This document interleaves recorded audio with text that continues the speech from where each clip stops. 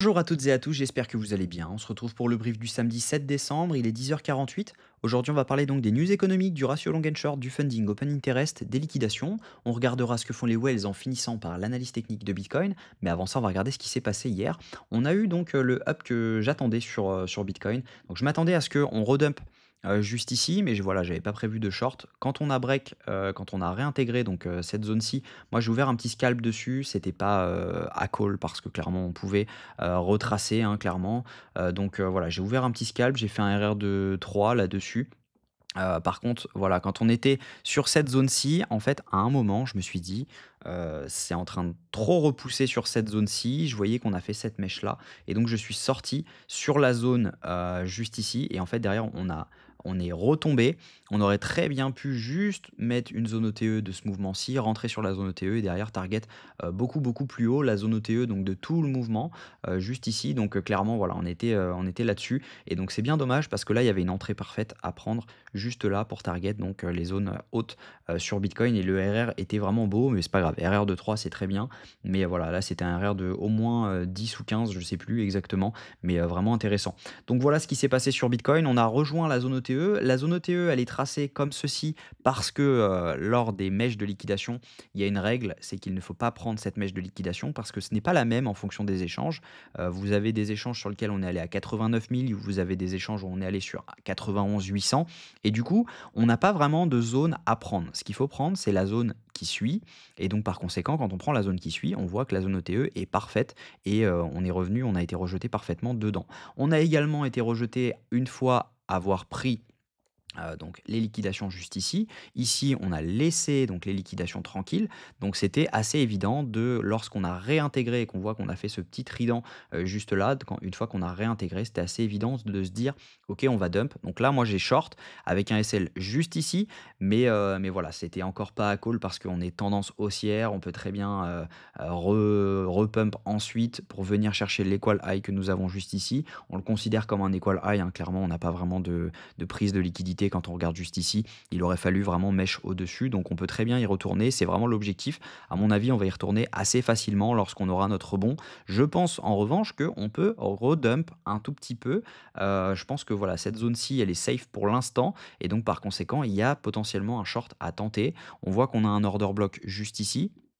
Si jamais on regarde juste là, on voit qu'on a un order block, on a mèche un tout petit peu dedans, on n'est pas à l'abri de revenir chercher donc cette zone-ci. À mon avis, il y a des chances de venir chercher cette zone et derrière pouvoir repartir à la baisse pour venir chercher donc la zone OTE de tout le mouvement cette fois-ci, voire on peut à mon avis la tracer juste ici parce que je pense les liquidations doivent s'arrêter ici parce que voilà, ici c'était très rapide, il n'y a pas grand monde qui a réussi à mettre à rentrer là-dedans, donc par conséquent, il n'y a pas forcément beaucoup de SL. À mon avis, ils sont tous ici les SL. Donc on peut très bien revenir mèche juste en dessous et derrière repartir. Ça m'étonnerait qu'il y ait beaucoup de gens qui mettent leur stop loss juste ici.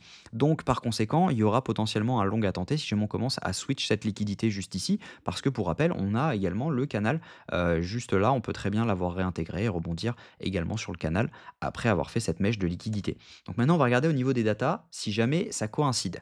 Au niveau des news économiques, la semaine prochaine, attendez-vous à avoir du mouvement surtout mercredi. On va avoir donc l'inflation américaine à 14h30. Attendez-vous à avoir du mouvement. On aura également la décision de la Bank of Canada sur les taux d'intérêt à 15h45. Attendez-vous à avoir du mouvement. Jeudi, on aura le taux de facilité de dépôt de la BCE et on aura les taux directeurs européens. Donc attendez-vous à avoir du mouvement également sur Euro-USD et ça peut influencer les décisions à prendre sur les US de la prochaine réunion FOMC qui a lieu, il me semble, d'ici 2 à 3 semaines. Donc on verra ça demain. Demain, je vous donnerai les chiffres, je ne les ai pas regardés, donc je ne sais plus exactement quand c'est. Au niveau des crypto bubbles, on a vraiment des belles hausses sur pas mal d'altcoins, notamment le BGB, donc le token de BitGet qui a pris donc plus 17%. Il a vraiment un bon cycle actuellement, vraiment intéressant. On a le AAVE donc qui a 12%, HBAR 18,5%. Donc on a vraiment des grosses augmentations et notamment sur le Police. Donc je vous en ai parlé hier, j'en ai parlé il y a un petit moment, hein. Nous, on avait acheté sur le challenge. Si jamais vous regardez mes vidéos depuis un petit moment, on l'avait acheté autour des 12 centimes. On avait fait un DCA et là, on est actuellement à x3. Je pense que voilà, c'est loin d'être terminé. Donc il a pris on était le 6 hier. Donc voilà, il a pris environ Je ne l'ai pas en tête. Voilà, si on regarde le 6, il a pris voilà 30 entre, la vidéo d'hier et aujourd'hui. Mais voilà, quand on regarde entre avant-hier et aujourd'hui, il a pris, 65, donc vraiment intéressant et je pense que c'est loin d'être fini. C'est pas forcément le moment de rentrer, mais voilà, c'est loin d'être fini pour moi. Donc voilà, ce n'est pas un call. Bien sûr, le call se prenait donc dans la zone violette, juste ici. Au niveau, du ratio long and short, on a une augmentation du nombre de longues sur les dernières 24 heures. On a donc, on avait 4,7, milliards de longues hier. On a 4,671 milliards, mais en revanche, on a eu des liquidations qui ont été prises sur Bitcoin. On a liquidé donc 138 millions de dollars en longues sur les dernières 24 heures. Donc par conséquent, on a des nouveaux longs qui se sont ouverts sur Binance et si jamais on regarde les funding open interest, bah, c'est un peu ce que ça nous dit. On voit que juste là, on avait une augmentation, du nombre de longues juste ici. Quand on regarde, on avait une hausse de l'open interest avec une hausse des funding et juste ici, on a une augmentation du nombre de shorts sur, sur cette zone-ci, on a eu une augmentation du nombre de shorts parce qu'on voit l'open interest monter avec des funding descendre juste là. Et là, on voit quoi? On voit des funding descendre avec un open interest en chute, ce qui veut dire que ce sont des longs qui sont en train de se fermer. Donc par conséquent, on peut avoir, moins de liquidations qu'on va en avoir, quand on va regarder les liquidations. Il peut y avoir des liquidations qui ont disparu parce qu'on a pas mal de longues qui se sont fermées sur les dernières 24 heures. Donc voilà, on va regarder les liquidations ensemble. On a donc des zones à venir prendre, c'est comme ce que je vous disais, en dessous donc de cette mèche, on a pas mal de liquidations autour des 94 000 $, donc on n'est pas à l'abri de venir le chercher. Ça ne veut pas dire qu'on va y aller, ça veut dire que si jamais on y va, on a potentiellement un rebond intéressant qui peut se jouer. Donc on a des clusters à venir prendre jusqu'aux 95 000 $. On voit que le cluster est énorme en dessous. On voit qu'on avait été rejeté quand on regarde techniquement par la zone OTE de ce mouvement. Donc on n'est pas à l'abri maintenant de venir chercher un mouvement baissier pour prendre toutes les liquidations et derrière garder pour plus tard ces liquidations à la hausse autour des 104 000 $. On voit qu'on a un cluster sur les 48 dernières heures. Et ça, c'est intéressant de le garder pour plus tard parce que ça veut dire que si jamais on dump avant de prendre tout ce cluster de liquidité, donc je vais mettre sur 3 jours pour que vous voyez bien, si jamais on dump dans ces clusters avant de prendre ce cluster de liquidité, ça veut dire que potentiellement on va faire un nouvel ATH bientôt. Et donc par conséquent, il peut y avoir un énorme long à prendre juste ici. Et ça peut être vraiment intéressant. Si on regarde ce que font les whales, les micro-whales et les retails sont actuellement en train d'acheter ce mouvement. Ils ont acheté tout le dump. Actuellement, ils sont en train de racheter également. Ils ont revendu juste le top ici. Donc c'est plutôt un beau move d'ailleurs des retails. Et là, ils sont en train de racheter. Quand on regarde les micro-whales, elles sont en train de vendre en continu. C'est des petites ventes, c'est pas des ventes astronomiques, mais elles sont en train de vendre. Et les whales sont actuellement en train d'acheter ce mouvement et actuellement, elles ne font pas grand-chose là-dessus, mais elles sont en achat. Donc c'est plutôt intéressant parce que si jamais tout le monde se met du même côté, bah, potentiellement, lorsque on aura cette zone-ci, donc là, on aura donc potentiellement une vente et derrière, on pourrait potentiellement rebondir à ce moment-là et derrière venir chercher un nouvel ATH. Donc, techniquement, ce que je pense, c'est que si jamais on regarde juste là, hop, je vais zoomer un petit peu, on va se mettre. Donc là, on est en H4. Donc si jamais on regarde juste ici, il y a des chances, il y a un monde où on revient dump le prix. Donc ça, je peux l'enlever également, ça, je peux l'enlever, ça, je peux l'enlever.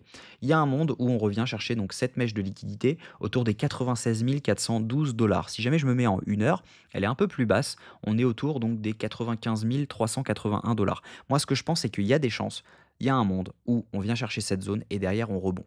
Donc, je ne vais pas short, sauf si jamais on a un setup intéressant. Mais en tout cas, ici, je pense qu'il y a un long à ouvrir, potentiellement juste sous cette zone. Donc, ça serait potentiellement la trendline. On voit qu'ici, on avait un order block qui est maintenant devenu un breaker block parce qu'on peut très bien se rappuyer dessus juste ici, donc ça coïncide, et potentiellement, on peut rebondir là-dessus pour derrière venir chercher un nouvel ATH. Le RR peut être sympa, je pense que ça vaut le coup de mettre un ordre, parce qu'on n'est pas à l'abri d'avoir une dernière mèche de liquidité. On voit qu'on a réintégré le canal parfaitement, hein. Quand je vous l'avais tracé juste ici, avec une zone haute juste là, on voit que la mèche de liquidité avait été prise parfaitement, et derrière, boum, on recte tout le monde. On revient chercher donc le bas de ce canal-ci, celui-ci, donc là vous le voyez juste là, quand je le trace là.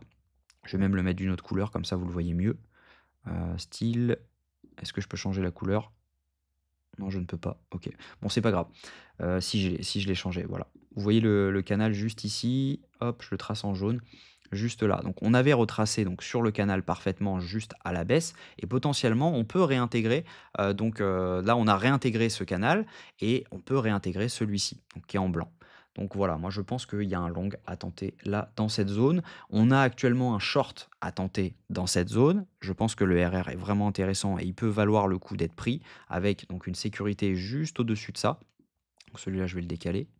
Hop, voilà. Et à mon avis, voilà, cette zone-ci peut être intéressante pour short avec un SL vraiment pour sécuriser ici à la limite. On voit qu'on a un FVG également au-dessus, donc peut-être au-dessus de ce FVG, mais voilà, ça commence à être un SL qui est assez large, donc ça peut être dommage. On peut, à mon avis, faire une nouvelle entrée là-dedans. Donc potentiellement, on met notre stop loss donc au-dessus de cette zone et on peut mettre une deuxième entrée dans le FVG autour des 100 953 $. Le RR sera bon également si jamais on regarde donc cette zone-ci avec un stop loss donc au-dessus de cette zone. C'est si vraiment l'autre ne tient pas pour derrière venir target donc la zone d'entrée qu'on a fixée. Donc ça peut être vraiment cette zone-ci, hein, la zone de liquidation, parce qu'on peut très bien faire une toute petite mèche de 100 $ en dessous et derrière rebondir. Donc même on peut remonter un tout petit peu cette zone-ci pour rentrer juste là. Et derrière, donc notre stop loss, on peut le mettre potentiellement sous cette zone. Et donc ça peut faire un RR intéressant de 6, donc vraiment cool. Et sur ce short, ça peut faire un RR de 6,52 ou 5,33. Donc vraiment intéressant. Au pire des cas, si jamais c'était le deuxième qui est pris, vous êtes sur 4,33 si jamais vous avez mis 1% et 1%. Donc ça peut être un bon risk-reward. Donc voilà, moi, voilà le plan. Je vais mettre les deux ordres qui vont être là. Je vais mettre cet ordre également. Je pense que voilà, on n'a pas vraiment d'autres plans pour le moment. Moi, je pense voilà, qu'on va retracer potentiellement. Après, voilà, on a un nouveau canal qui est en train de se tracer. Juste ici, si jamais on regarde, on voit que c'est potentiellement ça qui nous a retenu le prix. On voit qu'on est en train de jouer dessus. Donc potentiellement, on vient chercher cette zone et derrière, on recte tout le monde, ceux qui sont en train de jouer des longues. Voilà, j'espère que cette vidéo vous a plu. Si c'est le cas, je vous invite à vous abonner, à liker cette vidéo et surtout commenter la crypto que vous souhaiteriez que j'analyse. Je vais prendre donc 5 altcoins que vous souhaiteriez que j'analyse et je le ferai directement dans une seule et même vidéo. Donc n'hésitez pas à activer la cloche pour ne rien manquer de la prochaine vidéo qui va sortir. Sinon, on se retrouve demain à la même heure. Prenez soin de vous, rejoignez le Discord, il est 100% gratuit. Et puis, je vous souhaite un très bon week-end. À demain, même heure.